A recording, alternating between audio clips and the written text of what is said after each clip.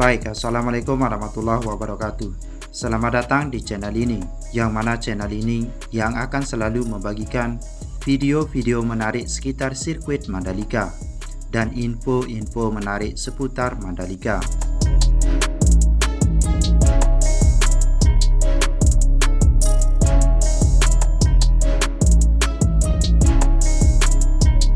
Di balik kesuksesannya MotoGP Mandalika 2023, ada kisah panjang pembuatan sirkuitnya. Seperti apa cerita itu? Beragam catatan telah ditorehkan event balapan MotoGP kelas dunia yang dihelat di Pertamina Mandalika International Street Circuit Lombok Tengah, Nusa Tenggara Barat.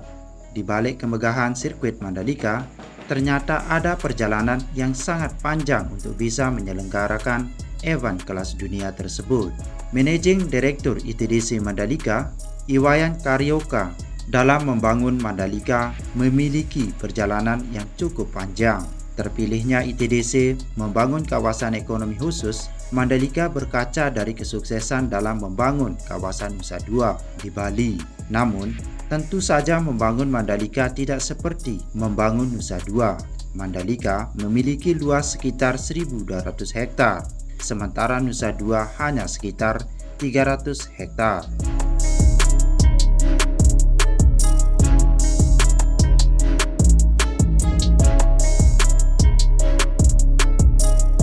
Mandalika 1.200 hektar sehingga menjadi sebuah tantangan mendesain Mandalika mulai dari belakang. Mau jadikan apa Mandalika ini?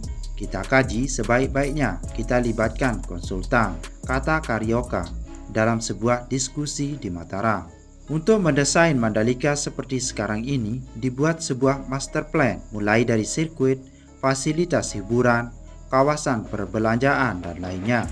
Langkah tersebut untuk menarik investor mau berinvestasi di Mandalika. Dibuat suatu master plan bahwa di sini sudah ada sirkuit dan fasilitas hiburan, kawasan perbelanjaan, pelabuhan, dan sebagainya. Itu dikombinasi dalam satu pengembangan kawasan. KEK diberi kemudahan regulasi yang ramah investasi, supaya dana investasi di awal tidak besar untuk menarik investor.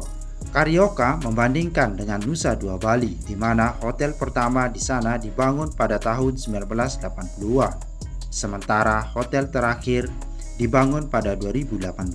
Artinya, memiliki rentang waktu yang panjang. Investasi tersebut mulai dilirik investor. Ini tentunya menjadi tantangan bagi Mandalika yang memiliki luas 4 kali Nusa Dua.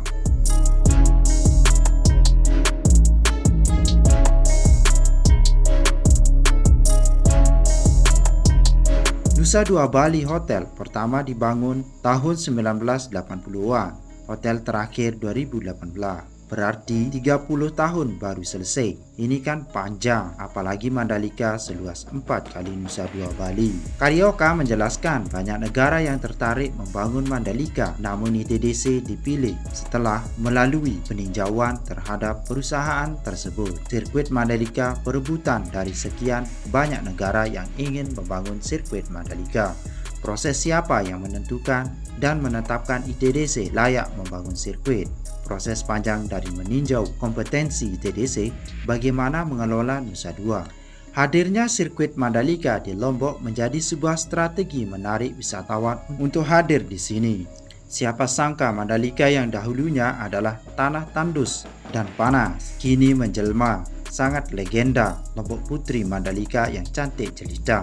Terpilihnya Mandalika sebagai wisata olahraga atau sport tourism karena Nusa Tenggara Barat sadar sport tourism menjadi penggerak ketertarikan wisatawan untuk hadir. Di samping itu, jika Nusa Tenggara Barat hanya menonjolkan budaya semata, tentu saja kalah dengan tetangganya Bali, sehingga hadirnya daya tarik utama turisme itu ada kultur, sport, dan lainnya. Untuk mempercepat pengembangan pariwisata, maka dikaji bahwa Nusa Tenggara Barat perlu tambahan.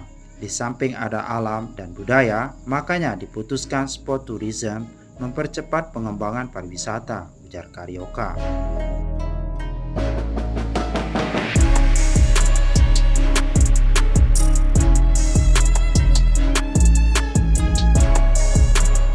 Ini sejalan dengan konsep pusat dan daerah, sehingga pusat memasukkan destinasi super prioritas itu nyambung dengan konsep Nusa Tenggara Barat membangun Mandalika. Perlu banyak kesabaran untuk membangun Mandalika. Berbagai tantangan terus memunculkan dan datang silih berganti. Sejak pembangunan sirkuit Mandalika, Indonesia bahkan dunia dihantam pandemi COVID-19. Munculnya pandemi membuat pembangunan sedikit melambat karena pekerjaan harus menyesuaikan kebijakan pusat tentang protokol kesehatan. Di sisi lain, MotoGP harus terlaksana pada 2022. Belum lagi muncul masalah sosial seperti sengketa lahan yang sangat panjang dan melelahkan. Beruntung, keterlibatan banyak pihak seperti Pemprov Nusa Tenggara Barat yang turut andil menyelesaikan masalah lahan, membuat pembangunan Mandalika tidak terlalu terganggu meskipun sengketa lahan belum seluruhnya terselesaikan saat ini. Pemprov Nusa Tenggara Barat, saya rasa betul bagaimana dukungan untuk menyelesaikan masalah sosial di sana, karena ini program strategis dan recovery ekonomi pasca COVID-19 diletakkan pada Mandalika. Dia mengatakan tujuan awal pembangunan Mandalika bukan hanya menguntungkan investor, tetapi memiliki multiplier efek ke masyarakat luas di Lombok. Secara konsepsional, memang pentahelik yang merasakan, bukan hanya investor, tapi masyarakat memang harus mendapat manfaat dari pengembangan pariwisata di situ. Cuma memang baru berjalan masih ada ganjalan. Pelaksanaan menjadi evaluasi semua pihak.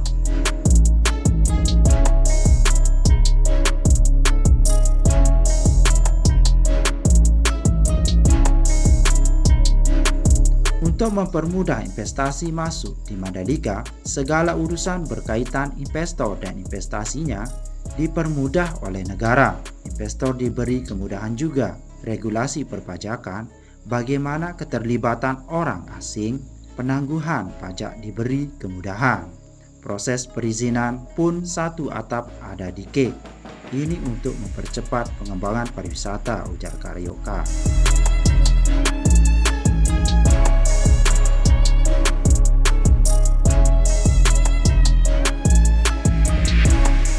Hanya ini kutipan dari saya, jangan lupa like, subscribe, tekan tanda lonceng, dan share, supaya bisa terupdate oleh video-video baru dari channel ini. Semoga bermanfaat.